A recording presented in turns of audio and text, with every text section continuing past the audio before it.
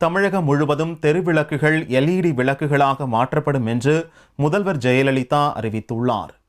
சட்டசபையில் 110 விதியின் கீழ் அறிக்கை வாசித்த முதல்வர் ஜெயலலிதா, தெருவிளக்குகளின் மின் கட்டணத்திற்காக நகராட்சிகள் மற்றும் மாநகராட்சிகள் சராசரியாக தங்களது வருவாயில் 25% செலவிடுவதாகவும், மின் கட்டண செலவை குறைக்கும் வகையில் தெருவிளக்குகள் அனைத்தையும் LED விளக்குகளாக மாற்றிட அரசு நடவடிக்கை எடுத்துள்ளதாகவும் கூறினார்.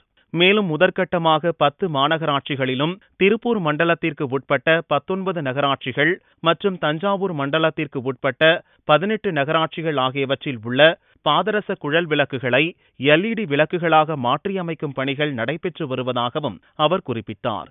இந்த ஆண்டு திண்டுக்கல் மாநகராட்சியிலும் எஞ்சிய அனைத்து நகராட்சிகளிலும் உள்ள தெருவிளக்குகள் LED விளக்குகளாக மாற்றப்படும் என்று கூறிய முதல்வர், இத்திட்டம் 320 கோடி ரூபாய் மதிப்பீட்டில் தனியார் மற்றும் அரசின் பங்களிப்பு மூலம் செயல்படுத்தப்படும் என்றும் முதல்வர் தெரிவித்தார். தெருவிளக்குகளின் மின் கட்டணத்திற்காக நகராட்சிகள் மற்றும் மாநகராட்சிகள் சராசரியாக தங்களது வருவாயில் 25% செலவிடுகின்றன. எனவே மின் கட்டண செலவை குறைக்கும் வகையில் தெருவிளக்குகள் அனைத்தையும் LED விளக்குகளாக மாற்றிட எனது தலைமையிலான அரசு நடவடிக்கை எடுத்துள்ளது.